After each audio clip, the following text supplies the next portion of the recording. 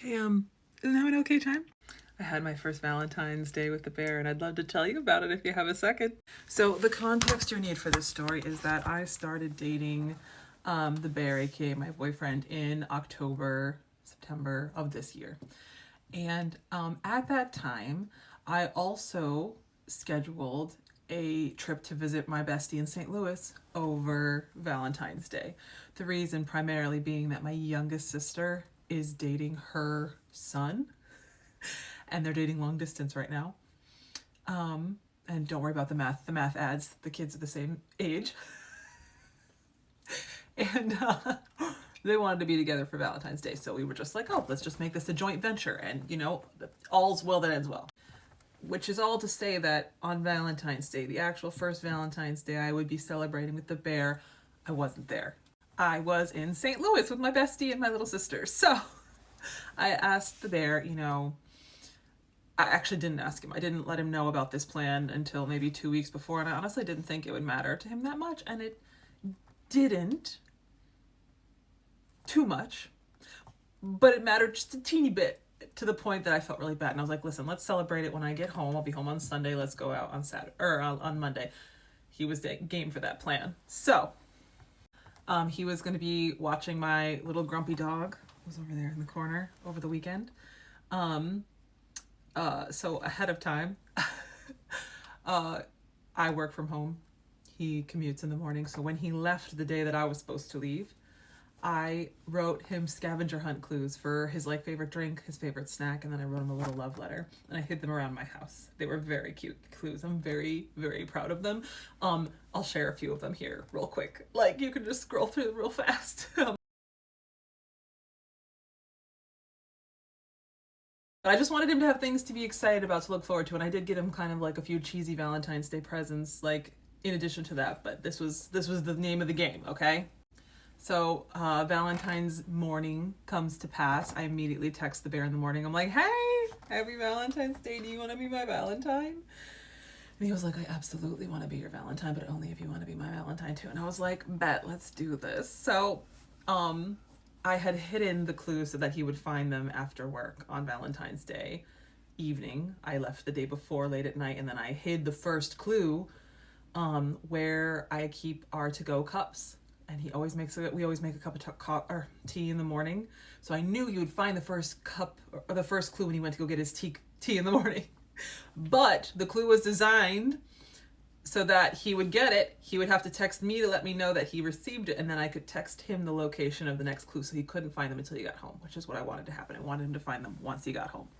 So Valentine's Day itself is sort of an emotionally charged holiday for a few reasons. One, as a late bloomer, there was a lot of hope and sadness and grief attached to that holiday for a long time for me, and I know it's just a holiday made up to sell cards, but I don't care. It's also a holiday where I saw all these couples around me giving each other gestures of appreciation and making, romantic intention known. And can you do those things all throughout the year? Yes, but it doesn't change the fact that on this day, a day that is traditionally used as a hallmark of those kinds of gestures, I've always wanted that. So there is that. There is also the fact that I had a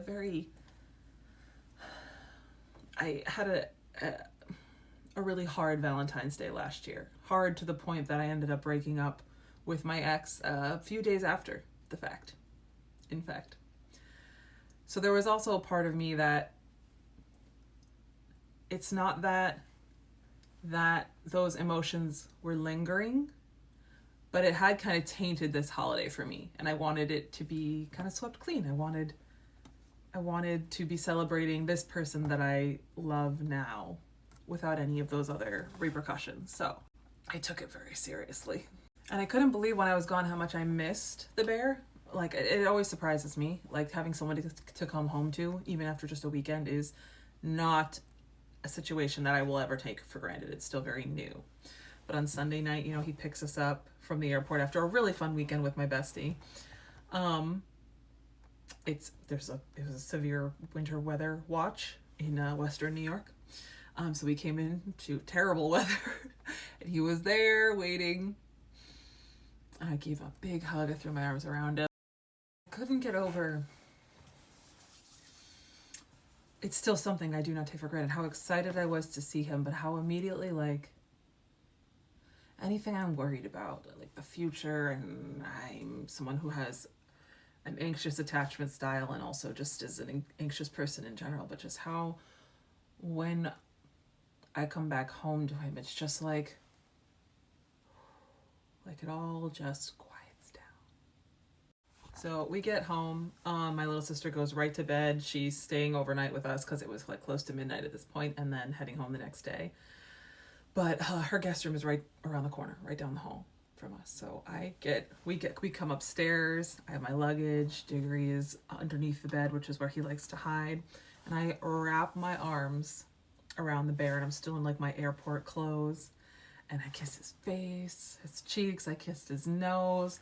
My arms are wrapped up high around his neck. And then one of the things he always surprises me with from time to time is he literally lifts me up off the ground. And I wrap my legs around his hips, and I'm startled every time because I'm afraid he's going to break me. Because I know I'm just too heavy for this. But just like the glee, like we were standing right in the corner there, just the glee of him just picking me up, wrapping him. And I was like, I need to go take a shower. And he's like, yeah, that's right. Get that airport stink off of you. And I was like, yep. I literally hate how it feels like all of humanity is like kind of on top of you after you get back from the airport. But I went, took a shower, and I came back and I closed the door. Now we usually sleep with the door open because Diggory likes to come in and out at night. But I closed the door. And he was like, why are you closing the door? It's so weird. Like, it's a weird feeling. And I was like, well, I don't want to traumatize my little sister. But also, whoosh, I take off my shirt, I take off my shorts. I was like, I really like sleeping naked with you, which has been my MO since for the last few weeks, but it wasn't going to stop now. It wasn't going to change now. So I snuggle into bed with him. I turn on my side, we both set our work alarms, and he pulls me into him, so I'm the little spoon. And I just love, I don't know how, hair on me, probably mine, how we just fit. I love the feeling of how we just fit.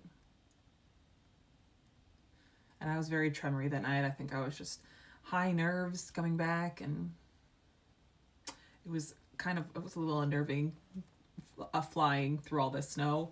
If you saw what happened to that poor Delta plane in Toronto, you know it was kind of a scary travel day for a lot of people. So I was very tremory, but he just holds me close when I'm getting those like anxious tremors, or rubs my back. And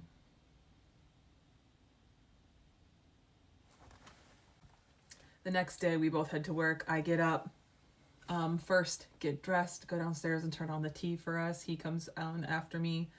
I make him a little to-go cup of tea, and one of my favorite morning rituals that we do is he'll sit down on the edge of the couch, I'll stand up behind him, and he has really long, like his hair is like down to here and like twice as thick as mine. One of my favorite things is to help him brush it back and put it up in a ponytail in the morning. So he sits down. Diggory comes up to him for pets. So Diggory's sitting in front of him. I'm standing from behind, brushing his hair. And then he turns around. He gets up, turns around. We always give each other a really big hug before work. And a kiss goodbye. I hand him his tea. And I was like, okay, I'll see you later. He was like, yeah, I'll see you later. The one thing I had asked for the most for Valentine's Day was that we go out for a date, like to a nice place, that we get dressed up and look cute. And I didn't want to make the plan for the date. So I wanted him to make the plan and to take me out. I didn't request presents. I did just request signs of affection, and that can come in the form of a cheesy card that you underline the good bits in. It could be in the form of chocolates or flowers. It could be in any form. But I really wanted us to go out tonight, and I wanted him to take charge on that. So let's go to part 2. Part 2, Valentine's Day with the bear. Let's go. So, it's a normal work day for me. Getting back into the swing of things after a very long night of travel was hard. I was so tired, and I just felt like I was chugging cups of tea, but I was very nervous all day, and I couldn't exactly pinpoint why. Like I said in the beginning of the other video, Valentine's Day is a very charged holiday for me. for many reasons. And I feel like all of that was just kind of bubbling to the surface, to the point that I texted the bear and I was like, listen, I don't want to put this on you, but I do, like, I don't know how else to communicate that this is what I hope for on Valentine's Day without just like telling you. And I feel like that makes me needy, but that's what I want. And I know this isn't a holiday that you put a lot of stock in, and I get why, but I've always wanted to celebrate it, and I want to celebrate it with you. Now, the context for this is I knew I had told the bear ahead of time that I wanted a dinner out, but I didn't know if he had made any plans, and he hadn't told me if he made any plans. And when I came home, this is a critical part of information. When I came home from this trip on Sunday night, he showed me that he had gotten me a car starter, a remote start for my car, but the weather had been too bad that weekend, so he couldn't install it yet. But he had gotten it for me as a gift for Valentine's Day. And this is context because it was the sweetest, most thoughtful gift. I'm always so jealous of the car remote start on his car because, again, Western New York, it's cold here. And he knows how to like fix things, do things. It's very attractive, honestly. So it was such a good, and he got me a few like accessories for my car, that kind of thing. And I loved the thoughtfulness of it. And the bear's preference is for gifts. Like, he obviously wants to give gifts that are what you delight in, but he especially loves when they're practical, when they have a use, like it's filling a need for something. So I loved that he got me this gift. Okay, don't get me wrong, but he had not yet said if we were going out for dinner. And the way that I shouldn't need a fancy dinner to feel validated emotionally. I shouldn't.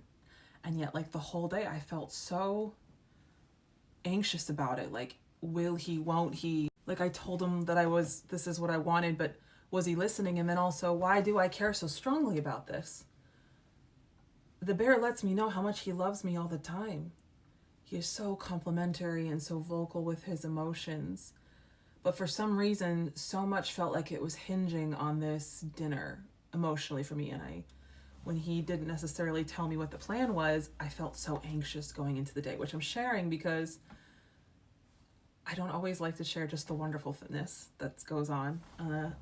I like to show like the full gamut of emotions. So I texted him while I was at work, and I was like, hey, like, did you make a plan yet? Like, I know Valentine's Day is a dumb holiday, but like, this is why it matters a lot to me. I want to spend this quality time with you, and it's our first Valentine's Day together, and blah, blah, blah. And as I sent this text, I just felt like this anxiety rising and rising and rising. And I realized two things after he sent back a text and was like, don't worry, like, I don't really, this isn't a holiday I really truly believe in. Like, I believe in celebrating things like anniversaries or birthdays or like genuine things worth celebrating. This isn't a holiday that I put that much stock in, but I understand why it's important to you. So I want to do things to make you happy. So like, of course I have this taken care of. And I was like, well then, now it makes it sound like I'm forcing you to do something. I would rather us never do anything at all. And the spiral this sent me, I was like, I don't want you to feel forced to do anything just for me ever. Like, you can tell me no, like, we don't have to do this. And he was like, no, Alora, it's okay. It makes me happy to make you happy. So I obviously would like to take you out to dinner tonight. Our reservation is at 7 p.m. And that was it.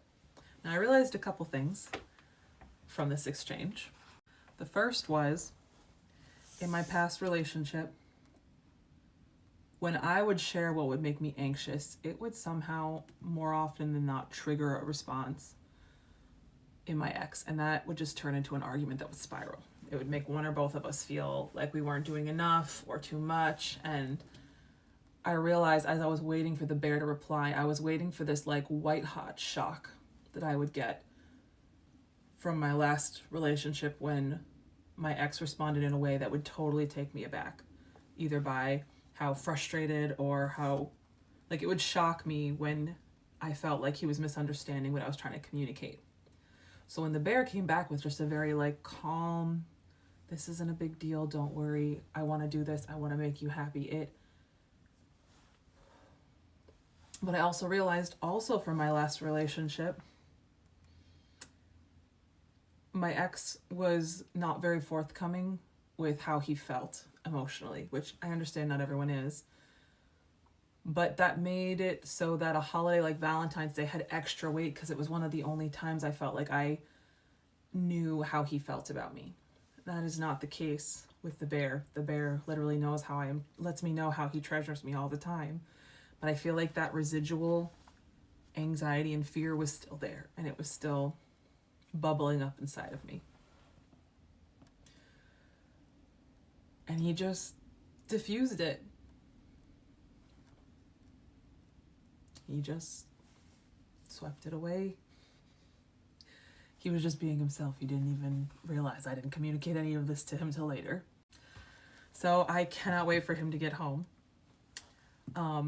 When he gets back, I run downstairs. I give him a big hug. At this point, I'm still in like sweats. And he's in his work clothes. And he was like, all right, we need to get ready. We need to go. It's the weather. The roads are kind of bad. It's like a 20-minute drive. But we should try to get there on time. And I was like, okay, well. And we both are going up the stairs, and he has like a bag from Kohl's because he just went shopping for some new clothes specifically for this evening.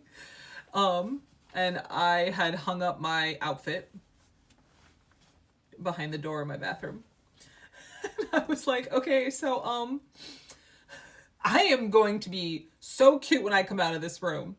I'm going to be the cutest you've ever seen. And he goes and he closes this bedroom door. The bathroom door is right across from the hall from it. He closes the door and he's like, that's going to be hard to do because you're cute all the time. So I get in there and I'm doing my cute little bow and my hair and my makeup. And this dress doesn't want to stay up to save my life. I did wear it braless yesterday, but that, it doesn't matter. That's just additional context. And I wore fishnets with this.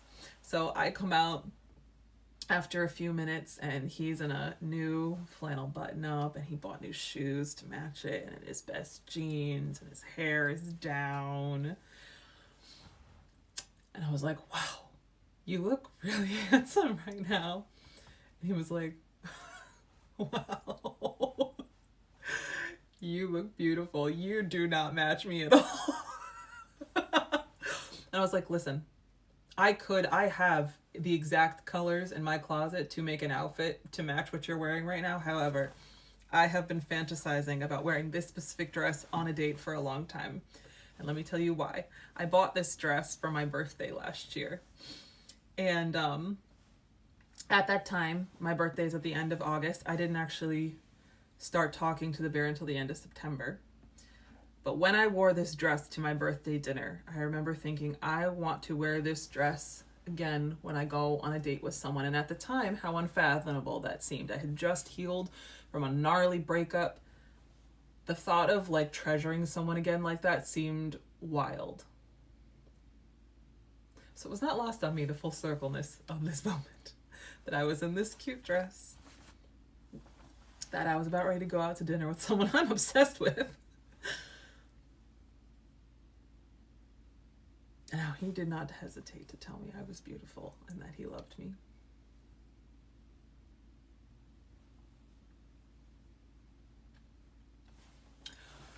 Let's jump to part 3. Part 3, first Valentine's Day with the bear. Let's go. So we get in the car, he starts to put in the directions, and he's kind of got his phone like this, and I'm like looking over at him. I'm like, so where are we going, bear? And he was like, have you been to this place called Black and Blue? I was like, nope, but I've heard good things. And it is a steak and seafood house that's nearish to where I live in Rochester. Spoiler alert, it was really good food. A little pricey, but very good food. And he was like, well, spoiler alert, the bear loves his meat. I will probably always choose steakhouses, but we're going to a steakhouse tonight. And I was like, listen, there's only probably twice a year that I will ask you specifically to plan dates. I am endlessly full of date ideas. Like, I literally love it. I love coming up with fun activities for us to do together. And will I ask him to like plan a date or pick something for us to do together? Absolutely. But as far as going out to a fancy dinner and like planning a fancy date, I would only ask her to do that twice, on Valentine's Day and on our actual anniversary. So I wait till we get a little bit closer, because like I had touched my elbow to his, and he was like, "Hey, what are you doing down there?" Like joking around. And I was like, "Listen, I haven't asked to hold your hand yet because I know I hold it too hard. I'm just waiting till we get closer, but I just want a part of me to be touching you at all times. Like I've just missed you." So he looks over at me. He sticks his hands out. He takes it, and I love it. Every time I grab his hand, I'm always like, and every time I let it go, I always kiss the back of it. I got it bad, you guys. I got it bad. So we get to the steakhouse. There's a little bit of a wait. We sit there. We're making conversation. I had brought with me some of the conversation cards that I had gotten from Love Lingual, which, if you know anything about me, I freaking love date cards, okay? Anything, like I can come up with conversation endlessly, but sometimes I don't like to have to carry a conversation. So I love the cards because they give you different topics to talk about that maybe won't come up organically. And I love that about them. So I brought these cards, and I'm like joking around. I'm like, once we get our drinks at the table, I've got these cards for us to do. And he was like, okay, sounds good. But you know what? We didn't actually need them at any point. And not that that means anything. It's just, I felt like I had so much to say. And we'd only been apart for a work day, but like we had so much, I felt like, to catch up on. And we were talking about my book and backstory. I'm making progress with the publishing side of that, and I have nothing exciting to report yet, just that progress is being made, and when I have something exciting to report, I'll let you know. But I was asking the bear specifically because I am talking to 2 different agents right now, which is very exciting. But we were going through the pros and cons of that whole situation, and I realized how much I respect and value his opinion. Like, it doesn't matter that he doesn't have any expertise in the publishing industry.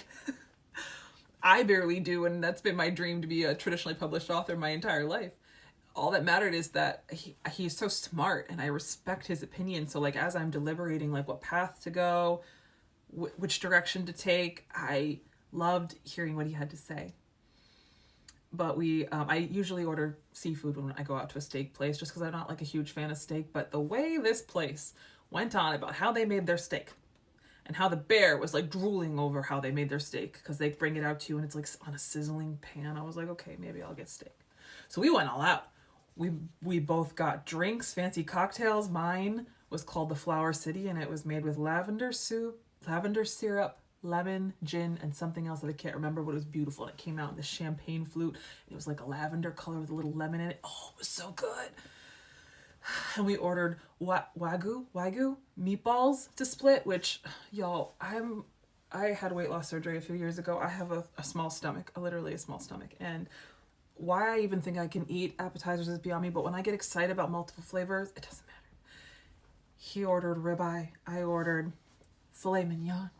And it came with sauteed mushrooms and these hash browns that were made with truffle oil. When I tell you, this dinner was drool worthy, and literally when we were taking those first bites, it was literally like we looked across at each other. And we actually took really cute pictures of each other, and I'll show you the one he took of me. But it was just so sweet and easy. He's asking me questions, I'm asking him questions. And this is one of the reasons why I prefer dates that have activities more than meals, but I do love going out to dates that involve meals, because the main thing to do at a meal, right, besides eating, is to make conversation. And to me, I never want to stop getting to know the bear, and I never want him to stop seeing and hearing me. I want him to always be curious about who I am and what I'm doing, and the same for him. And that comes out differently when it's a dedicated date time like that quality time I really love. So I was wearing a black sweater, and I took it off at one point, and he was like, so he hadn't seen that this had cute little puff sleeves, and they were kind of squished down like this, and one was up. So he was like, well, that one isn't as puffy as the other. And I was like, is this better? Then it puffed him out. He was like, oh yes, that's much better. And literally, this is what I didn't wear with a bra yesterday, but it's okay. This is a dress from Cider, which is one of my favorites, but I think the lesson learned here is don't wear it with a bra. You'll be just fine. Anyway. Dinner was absolutely wonderful. And we headed on home, and I had no spicy plans for the evening. It was a later dinner. We had just stuffed ourselves full of steak. I still had a present to give to him when we got home. And it was already like 9:15, 9 o'clock. We usually go to bed at 10. So we get, and I was okay with it. I was totally fine with the plan. So we get home. I take pictures of our outfits real quick because we looked so cute. And I tell the bear to go sit on the couch because I had one more card to give him. So I got him this pop-up card because he's a big space fan. That it was a Star Wars card and Darth Vader on it. And it said, "You will be my Valentine." Or no, it'll say, I think it says, "Take your breath." I'm going to just show you what it looks like right here.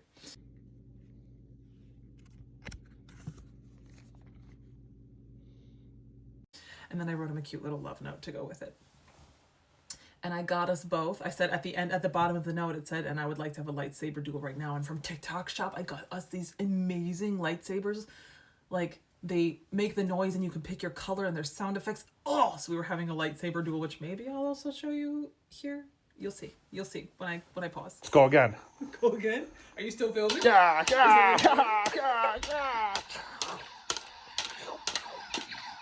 You will.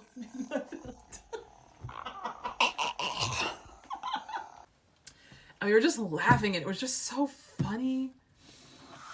And we headed upstairs and I was like, "Listen, I know we're going to bed." And I like take off my dress and I was wearing like a black high-waisted thong and I had these fishnets on, right? With that, and then a black bra. That's a power combo. I've never owned fishnets before. That's a power combo. And I was like, "Listen, I want to show you these fishnets, but look." And like at one point they were the right size, okay? But fishnets I've never owned before. I didn't know how delicate they could be. I stuck my hand through the lace pattern and they ripped on just one of my butt cheeks. And I was like, "Listen, I really love these, but this might be a one and done situation. So, enjoy for now." And he comes up behind me. He gives me a hug. His hands slide down my back and he grabs my butt and he slides his hand into the hole that's in the stockings. And he's like, "Listen, I kind of like him. It's like a little access panel for me." Which just made me laugh harder, and I gave him a big kiss. And slowly peeled off my clothes, and then we get into bed. Let's jump to the next part. Part 4 of First Valentine's Day with the bear. Let's go. So again, I like to sleep in my birthday suit, okay? So I'm slowly taking off like my bra, my fishnets, my thong. And I'm like, "Just take a moment to appreciate this before I take it off." And he was like, "Oh, I'm appreciating it." We slide into bed, and my other fun TikTok shop purchase was I got this Aurora Borealis light ripple, so I turned that on. And I was like, "Listen, I know we're supposed to be saving money for Scotland," which we are, okay? We're getting real close. Update on that in a different video. However, the joy that a $10 or $20 trinket from TikTok shop can bring you, like, listen, I know in this economy we should be saving money, but the way that Aurora lit up my whole ceiling. So we're just standing there, we're cycling through all the colors. There's a bunch of different color variations. The pattern, and we're watching it. And he's on his side, he has the remote in one hand, and then I'm tucked into the side of him. And I have the covers pulled up to my chest, and we're just kind of like watching and laughing and cycling through. And then all of a sudden, as I think we're starting to get sleepy and we're gonna turn off the light, I start to feel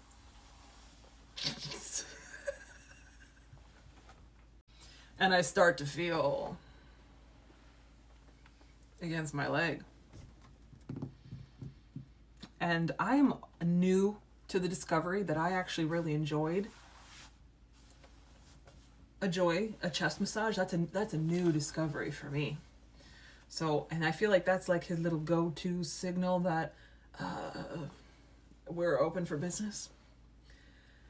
And the way I luxuriate in that, Like I am like laying down up against his back, and or up against his arm, and I start to arch my back, and I reach behind to kind of run my fingers through his beard. And I love just when we press our foreheads together, and he kissed me, my forehead, and my nose.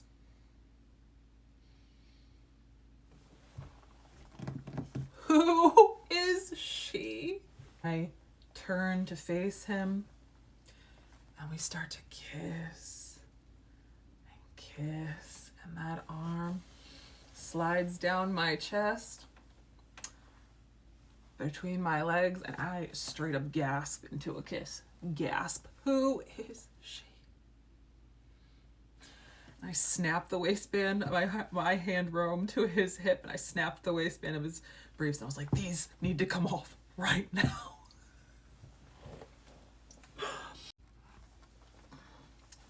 And the way that man was dead asleep, but all of a sudden we're kissing, we're making out, and he launches out of bed, and I'm like, where are you going? I was like, normally this is the point where I give you a bountiful, joyful delight. And he was like, well, you can still do that.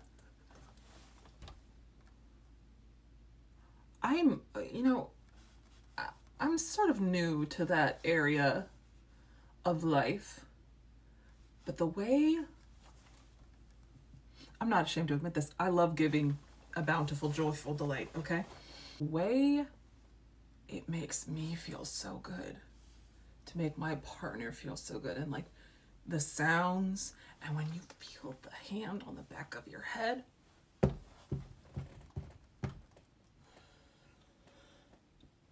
and then a brisk little doggy. Brisk. It was brisk. It was a good one. And at the end, he went into the bathroom to go grab me a towel. Or I told him, I was like, well, like he went to the bathroom to get cleaned off, and I was like, okay, bring me a towel. He comes in, he gives me the towel, then he takes a swig of water and sprays it with it. And I was like so shocked. I was like, Bear, what are you doing? I was like, you better, and it was all like a spray of water all over me. I was like, you better come and clean this all off. He gets on all fours. He's hovering above me, and he has this impish little grin on his face. He's like, oh, I'll take care of this. And he's kissing me.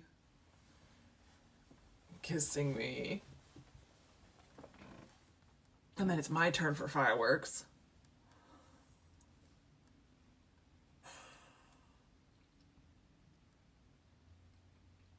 And once all is said and done, we're all curled up in each other's arms, and we're still watching. The aurora lights are still going on overhead in different colors. And I turned to look at him, and he was it was like blue light, so he was kind of in blue, and he had like a little smile on his face, looking at me. I was like, listen, I think that was the best Valentine's Day I've ever had.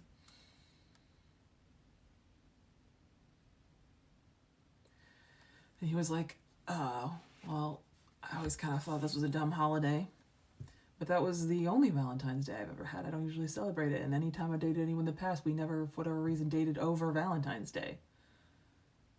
I was like, well, I hope it was a good one for you too. And he was like, it was a pretty good one. And we'll know. He was like, and now we know for next time, right? He was like, because I would always rather spoil you with something you'll really love than just get you a card. I was like, you can just give me a card sometimes. He's like, yeah, but what if I decided to take a bunch of rose petals and lead them to the bathtub and like have it done in the bathtub? What if I want to do something like that? I was like, you could do something like that and a card, or forget the card. Do whatever you want. Just know that I like to celebrate this holiday. And what I want you to take away from this is it was sweet, it was spicy, but we both communicated things that were important to us for each other to understand. And I feel like when you're able to communicate things that are hard or emotional, maybe this is the last time I fix my dress for this video, we'll see. When you're able to do that and feel safe in how someone is going to respond or reply,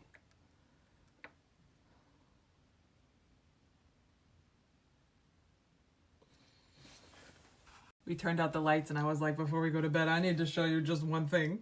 It's the silliest, stupidest show that I watched with my bestie when I was visiting over the weekend. It's called Naked Attraction. Have you guys heard of this show? Like, literally, contestants go on, they judge people in these boxes based on their downstairs parts alone. It's wild. The most wild thing. So we put it on and we're like talking about the show and laughing and talking about how wild it is, just in general. But as we're doing this, okay, I need you to know I'm like reclined back. He's on his side, like his chin propped up. Our legs, I couldn't even tell you, are just crisscrossed. And we're completely naked. And that is the other thing I need you to take away from this video, is the way you can feel so...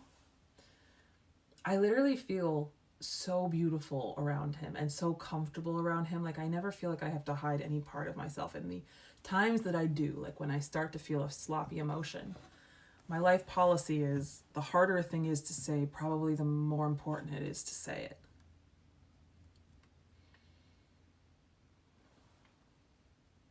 Earlier that in the day about my clotter ring and what that means, what it represents, and when we were at dinner, he took it off my hand to look at it more closely. He saw the video and he took it, tried to put it on his own ring finger, went to about there. And I was like, well, I'm a size 10, so you must be an 11 or 12.